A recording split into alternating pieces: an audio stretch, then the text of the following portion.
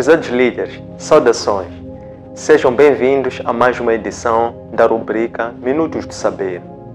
Espaço este privilegiado em que encontramos-nos semanalmente para, através de uma conversa simples e direta, podermos partilhar reflexões, vivências, bem como conhecimento que possa acelerar não só o nosso aprendizado, mas também o nosso crescimento contínuo enquanto um líder. Temos como proposta de tema para a edição 2, que é a edição número 38, o tema A Teoria da Mudança.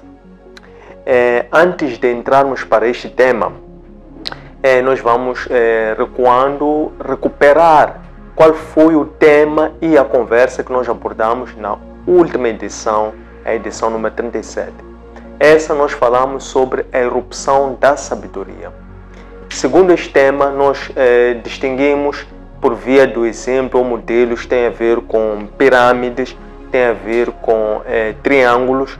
Nós trouxemos primeiramente a questão da teoria da hierarquia das necessidades de Maslow, mostrando qual era a grande limitação que essa teoria tinha, porque o ponto mais alto, áureo, que era o topo da pirâmide, era a autorrealização. Nós sabemos que o homem não pode de per si se realizar.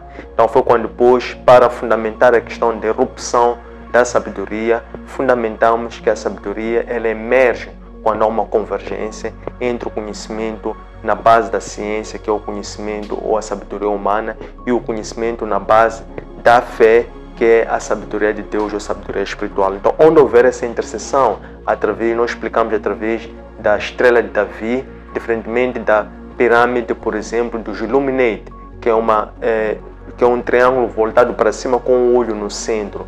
Então, esta representa o ego, representa a erupção do ego, mas isso sempre causa dor, causa sofrimento e uma grande limitação. Por isso é que nós fundamentamos que numa situação em que temos pirâmides ou triângulos invertidos, ali é que ocorre a verdadeira erupção da sabedoria de Deus, na medida em que a partir daquele momento a pessoa de uma forma consciente baixa, inclina-se, diminui-se para que o Senhor possa crescer em si e possa completar ou aperfeiçoar a obra. Então vamos entrar para o tema de hoje, edição número 38, o tema é Teoria do Jogo. Sobre esse tema nós vamos primeiramente partilhar convosco em jeito de enquadramento aquilo que seria um problema ou uma questão de partida para esta nossa conversa. Depois dessa questão de partida, vamos apresentar uma definição da teoria da mudança, para que por via dessa definição também possamos compreender quais são as balizas que nós queremos explorar, e também porque para alguns pode ser um termo novo, nós podemos compreender e partimos de uma mesma base, de uma mesma percepção, para de seguida apresentarmos aquilo que vão ser os principais objetivos de aprendizado deste tema de hoje, que é a teoria da mudança. Esses objetivos de aprendizado vão estar em forma de um protocolo, isto é, quais são os três passos ou quais são os três premissas ou alicerces que são necessárias observar para podermos operacionalizar a teoria da mudança. E para cada um desses objetivos, ao longo desse protocolo, nós vamos apresentar exemplos concretos na base das Escrituras Sagradas. Então, vamos começar pelo problema. A questão que nos suscita ou que convida a esta reflexão é compreender, por exemplo, o problema é como é que alguém pode conseguir se enquadrar num mundo novo, que é regido, esse mundo novo, por hábitos, culturas diferentes das culturas que tu transportas do teu passado, e que tu possas não só te enquadrar nesse mundo novo, mas também possas ser bem sucedido, possas ter sucesso. Então o problema é colocado dessa forma. De que forma ou como é que alguém que ao chegar numa nova realidade, num novo contexto, depara-se que esse contexto tem hábitos, rotinas e culturas completamente diferentes das culturas que ele trazia de onde ele vinha do ponto A e de que forma é que ele pode lá não só enquadrar-se, mas também ter sucesso. Por definição e teoria de jogo, porque essa questão induz a operacionalização da teoria da mudança. Então, vamos passar para uma definição da teoria da mudança. Então, por definição, a teoria da mudança é um conjunto de mudanças sociais que se pretende que uma pessoa ou uma organização possa gerar através das suas próprias atividades ou das suas próprias intervenções. Isto é, em que medida é que uma pessoa ou uma organização pode implementar ou desenvolver iniciativas ou atividades que contribuem para uma mudança social. Então, esta aqui é a questão da definição. Vamos então passar para o protocolo, e também aqui vão ser os objetivos de aprendizado. Então, ao fim desta aula por objetivos de aprendizado, nós vamos compreender o que é e como é que se enquadra a questão da mudança de comportamento. O segundo aspecto vai ser sobre a adaptabilidade. E o terceiro aspecto vai ser sobre o conservadorismo. Então, estes que vão ser espécies de um protocolo, vamos ver como é que um influencia o outro. Como é que da mudança de comportamento podemos evoluir para uma adaptabilidade, como é que da adaptabilidade podemos ainda assim conservar valores que nós trazemos de trás, que é a questão do conservadorismo, sem esta conservação dos valores de trás, tradicionais, mancharem ou criarem conflito naquele mesmo meio ou ambiente. Então, vamos ver cada uma das fases desse protocolo que materializam aquilo que são os objetivos de aprendizado. O primeiro é a questão da mudança de comportamento. Nós sabemos que não se pode esperar que a pessoa tenha resultados diferentes quando mantém um certo padrão de comportamento. Comportamento também a falar de atitudes, forma de ser, forma de estar. Não podemos esperar que a pessoa, tendo o mesmo comportamento, possa gerar resultados, sensações, outputs que sejam diferentes. Para nós gerarmos sensações, sentimentos, resultados diferentes daqueles que nós temos estado a alcançar até agora, há que necessariamente também mudarmos de comportamento, para que essa mudança de comportamento possa gerar outros resultados. Então, na questão da teoria da mudança, é muito importante para que nós possamos ser um agente de transformação ou de promoção da mudança social. Nós somos os primeiros agentes da mudança. Isto é, a mudança tem que começar em nós, dentro de nós. Então, à medida que nós mudamos a nossa concepção, a nossa consciência, ela depois se reflete no nosso ser e no nosso estar, porque as nossas crenças, o nosso padrão de crenças altera, mudando-se, então também os nossos comportamentos também mudam. E através dessa mudança de comportamento que é iniciada dentro de nós, podemos assim, através das nossas intervenções, que são essas atitudes e comportamentos, eles vão se refletir em outrem, vão se refletir fora de nós, e assim vamos ser agentes promotores da mudança social. Sobre a mudança de comportamento, vou trazer como exemplo o caso do rei Josias. Ele iniciou seu reinado com a idade de 8 anos. Este rei Josias era neto do rei Manasses e era filho do rei Amon. Mas quer o seu avô, quer o seu pai, eram idólatras, isto é, estes não respeitavam e tampouco obedeciam à lei do Senhor. E assim eles faziam, eles violavam de forma sistêmica a lei de Deus. É assim que, em função disso, por resultado da maldição deuteronômica, este comportamento deles causou grave sofrimento no seu povo. É assim que Josias, apesar de ser muito novo quando inicia, ele decidiu não andar segundo as pisadas do seu pai Amon, mas preferiu antes andar segundo as pisadas do seu pai espiritual Davi. É assim que Josias, ele desde muito cedo aplicou-se não só no estudo da lei, mas depois no 18º ano do seu reinado, agora com a idade de 26 anos, ele então tem o desejo de reformar o culto.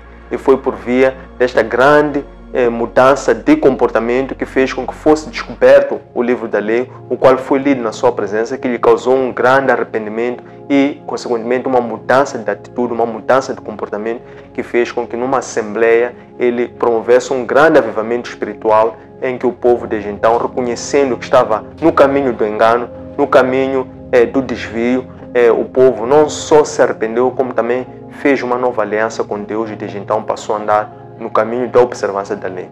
O segundo aspecto tem a ver com a adaptabilidade. No caso da adaptabilidade, vamos trazer como exemplo o caso de José.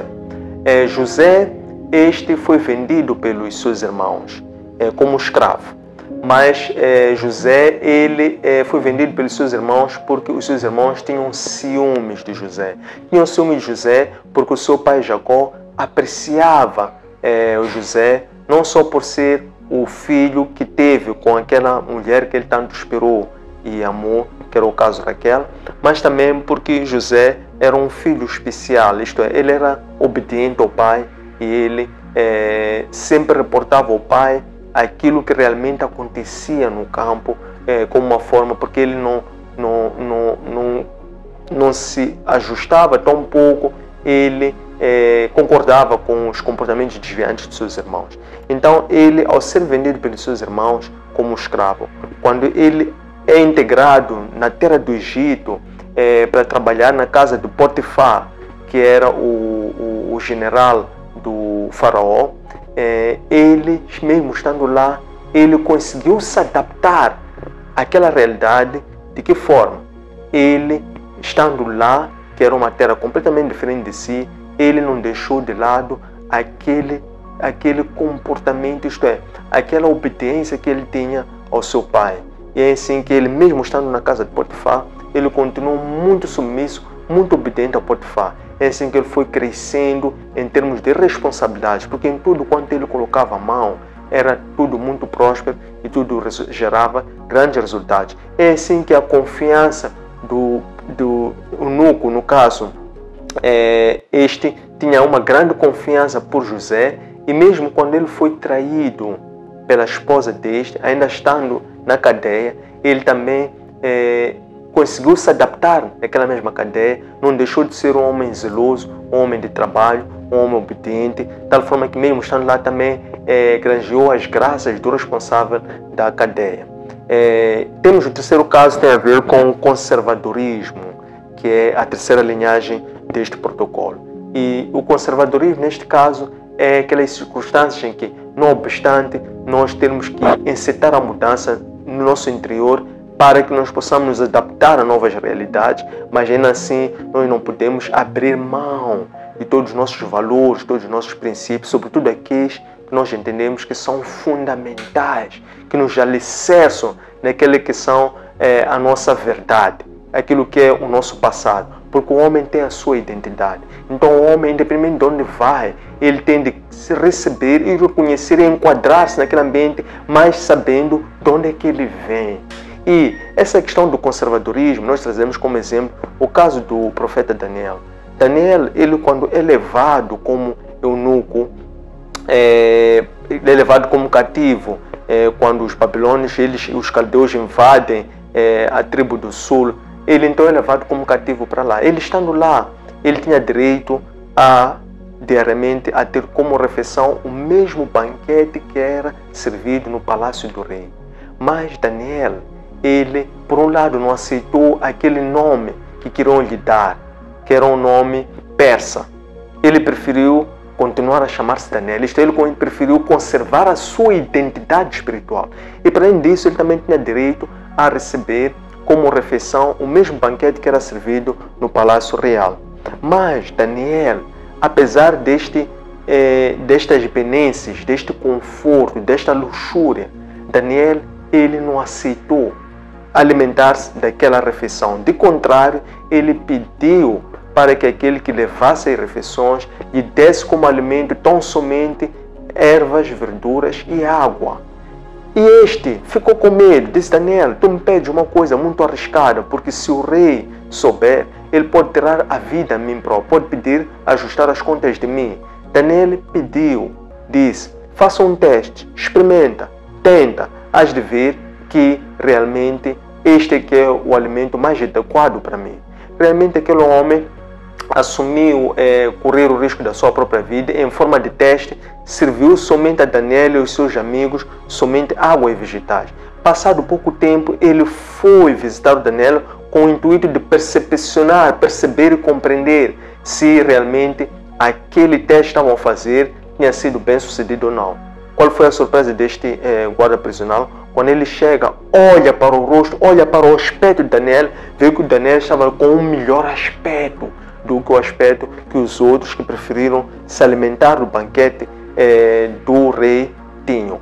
Então, esses são os 3 elementos em forma de protocolo: mudança de comportamento, adaptabilidade, conservadorismo. De que forma que uma mudança de comportamento pode suscitar a adaptabilidade em novos contextos, de que forma que, ainda que nós nos adaptemos a novos contextos, de que forma que nós devemos conservar aqueles são nossos valores de base que dizem respeito à nossa identidade, sem chocar ou sem entrar em choque, sem criar conflito com este novo meio ou realidade. Chegado a este ponto, quero agradecer a vossa presença e o vosso acompanhamento e convidá-los a acederem a este conteúdo junto a todos os outros que estão nos nossos arquivos digitais, designadamente na nossa página de Facebook, Antônio Centras Oficial, nosso canal de YouTube, Antônio Centras LDA, nosso aplicativo para plataformas Android, Elo App, e nosso webpage www.academiaservo.com. Espero que gostem, deixem ficar a vossa apreciação, bem como sugestão de futuros temas. Um abraço de luz e até breve.